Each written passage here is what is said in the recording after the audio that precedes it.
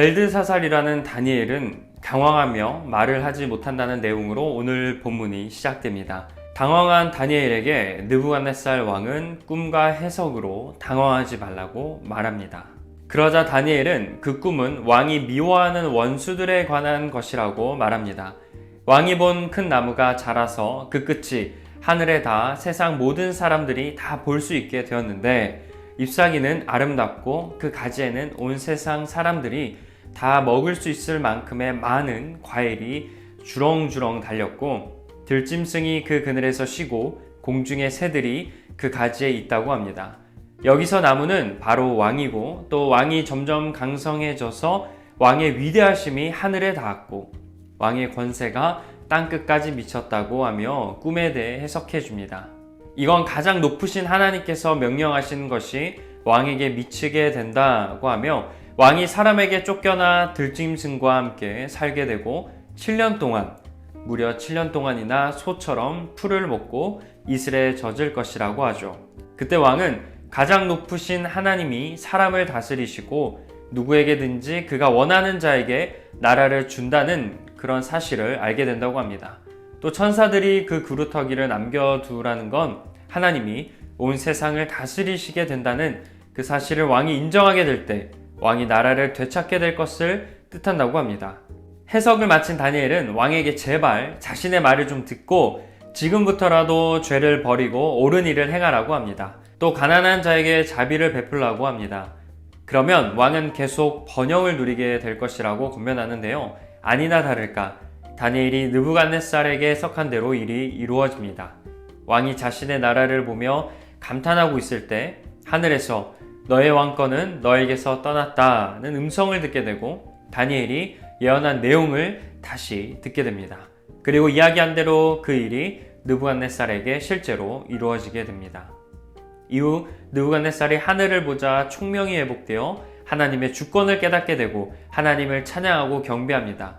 그제서야 다시 왕권을 회복할 수 있게 됩니다. 그래서 느부갓네살은 지금 하나님을 찬양하고 경배한다고 하며, 하나님은 진실하고 의로운 일을 하시고 교만한 자를 낮추시는 분이라고 고백하면서 본문은 마무리됩니다.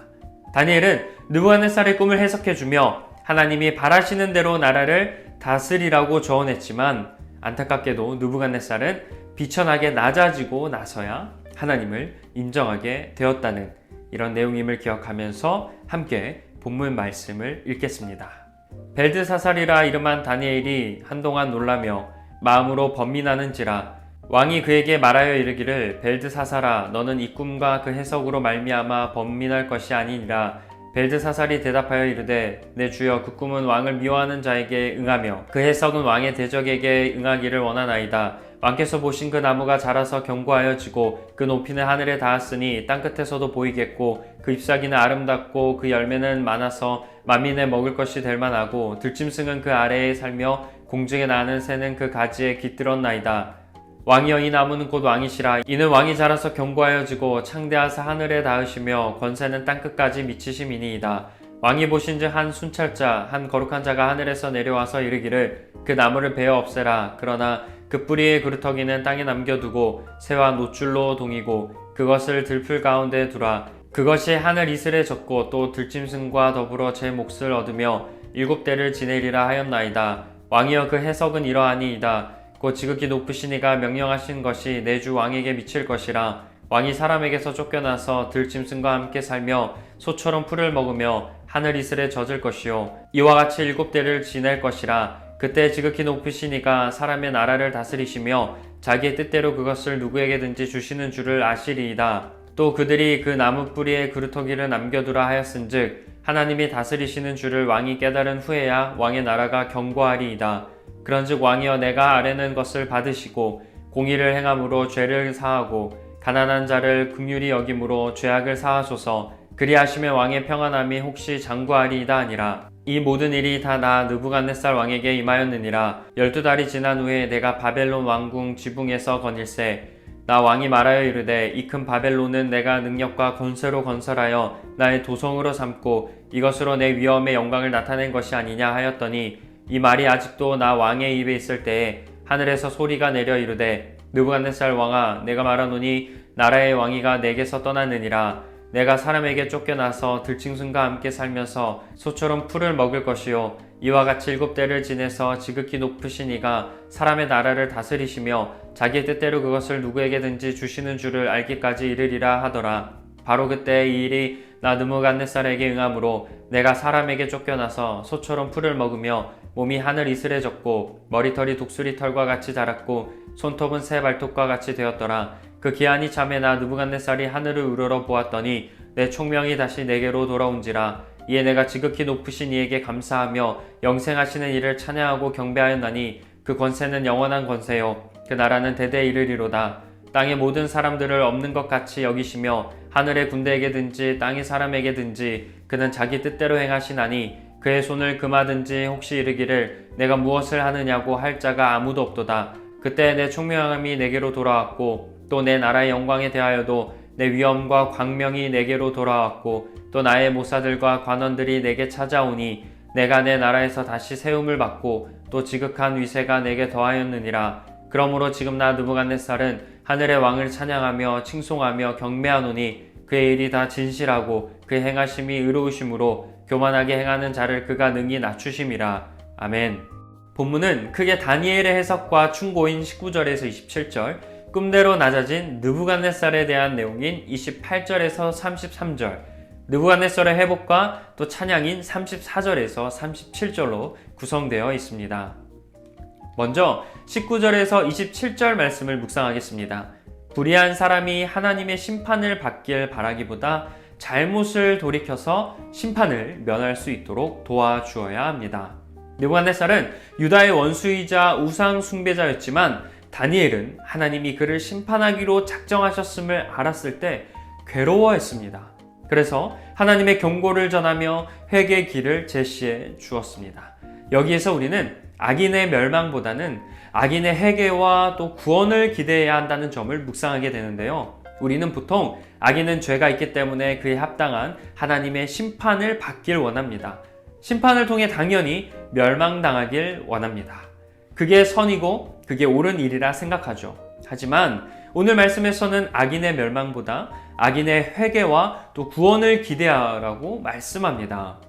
악인에게 저주와 비판을 말하기보다 담대하게 말씀을 전하고 옳은 곳으로 인도해야 한다고 말씀하는 거죠. 악인의 멸망을 바라기보다 악인이 회개하여 구원을 받고 또 하나님께 나아오기를 바라는 마음을 갖도록 한번 결단해 보시길 소망합니다. 자, 이어서 28절에서 33절 묵상합니다. 회개할 기회를 주시지만 뉘우치지도 않고 돌이키지도 않으면 심판하시는 하나님임을 기억해야 하는데요. 하나님은 꿈으로 느부갓네살에게 심판을 경고하시고 다니엘의 해석을 통해 회개의 길을 열어주신 후에 1년을 기다리셨습니다. 하지만 느부갓네살이 여전히 자아도취에 빠져 내 능력과 권세, 나의 도성, 내 위엄의 영광 이런 이야기를 하자 그에게 주셨던 모든 것을 완전히 빼앗으셨습니다. 죄를 지어도 아무런 일이 일어나지 않는다면 하나님이 회개의 기회를 주고 계시는 겁니다. 이 부분의 묵상 포인트는 죄를 짓고 무사하다고 해서 괜찮다고 생각해서는 안 된다는 점입니다. 우리는 죄를 짓고 있을 때 내가 죄를 짓고 있다는 걸 알면서도 바로 회개하지 않을 때가 있어요. 그런데 그때 회개하지 않아도 괜찮다는 이유로 회개를 하지 않거나 나중에 해야겠다고 미룰 때가 있죠. 그런데 그때는 사실 괜찮은 게 아닙니다. 내가 죄를 지었다는 걸 깨닫거나 또 누군가로부터 죄를 지었다는 걸 조언받았을 때 현재 상황이 난 괜찮아 라고 해서 죄를 지어도 된다거나 괜찮다고 생각하지 말고 그 즉시 빨리 죄에서 돌이키길 소망합니다. 바로 하나님께 회개하시길 간절히 소망합니다. 회개하지 않아서 나중에 더 큰 심판을 받기 전에 빨리 회개하여 하나님께 용서받는 모든 분들이 되시길 소망합니다. 자, 마지막으로 34절에서 37절 말씀을 묵상하겠습니다. 교만한 자를 낮추심으로 하나님이 온 세상의 주권자이심을 가르치시는데요. 하나님이 느부갓네살에게 꿈으로 경고하시고 꿈대로 그를 비천하게 낮추신 목적은 그가 지극히 높으신 하나님의 사람의 나라를 다스리시며 또 자기의 뜻대로 그 나라를 누구에게든지 주시는 줄 아는 것이었습니다. 세상엔 자기에게 권한을 주신 하늘의 왕이 계신 줄 모르고 그 권한을 이용해서 자기의 욕심만 채우는 사람들이 정말 많이 있는데요. 하나님은 그들에게 주신 권한을 빼앗으시고 또 그들을 낮추셔서 하나님이 그들을 위해 다스리고 있음을 알려주십니다. 이 부분에서 우리가 묵상해야 할 부분은 나에게 주어진 권한은 하나님께서 주셨다는 점인데요. 우리는 세상적으로나 교회적으로나 나에게 주어진 다양한 권한들이 있습니다. 이러한 권한들은 나의 능력으로 된 것이 아닙니다. 우리는 간혹 나의 능력으로, 나의 열심으로 내가 이러한 권한을 얻었다라고 생각하는데 내가 이뤄낸 것이라고 생각할 때가 있을 때 우리는 잊어서는 안 되는 부분이 무엇이냐면 그 권한은 하나님이 주셨다는 사실을 기억해야 한다는 겁니다. 그리고 그 권한을 통해서 우리는 자신을 위해서가 아니라 하나님 나라를 위해서 사용해야 합니다. 나에게 있는 권한을 가지고 겸손하게 하나님과 또 주변 이웃들을 섬기는 데 사용하시는 모든 분들이 되시길 간절히 축원합니다. 이제 더 깊은 묵상으로 나아가는 묵상 질문의 시간입니다. 첫 번째 묵상 질문, 악한 사람의 멸망을 바라십니까? 회개와 구원을 원하십니까? 입니다. 여러분께서는 악한 사람은 어떠한 대우를 받아야 한다고 생각하시나요? 당연히 죄를 지은 당연한 형벌과 또 심판을 받아야 한다고 생각합니다. 하지만 오늘 말씀에서는 악인의 멸망을 바라기보다 회개와 또 구원을 기대해야 한다는 점을 묵상하게 됩니다. 물론 우리가 받아들이기 힘들더라도 하나님께서는 나 같은 죄인도 용서해 주시고 품어 주셨음을 우리가 모두 잘 알고 있잖아요. 이런 것처럼 악한 사람들도 멸망당하기보다 구원을 얻도록 인도하는 우리가 되길 소망합니다. 어렵더라도 하나님의 마음을 기억하며 악인의 멸망보다 구원을 위해 힘쓰겠다고 묵상하시길 소망합니다. 이어서 두 번째 질문은 회개하지 않고 있는 죄가 있으십니까? 입니다. 죄를 짓고 나서 즉시 회개하지 않고 방치하고 있는 죄, 묵인하고 있는 죄가 있으십니까? 우리의 죄를 돌아보길 원하는데요. 회개하지 않아도 지금 당장 큰 어려움이 없다고 해서 난 괜찮다 라고 생각하고 있으시다면 지금 즉시 바로 회개하시길 원합니다. 지금 내가 바로 회개하지 않는 죄가 있다면 무엇인지 묵상해 보길 원합니다. 그리고 왜 바로 회개하지 않았는지도 함께 묵상해 보시길 원하는데요. 죄를 지었으면 그 즉시 회개해야 한다는 점을 묵상해 보시고 오늘 큐티가 끝난 후에 바로 회개하시길 소망합니다.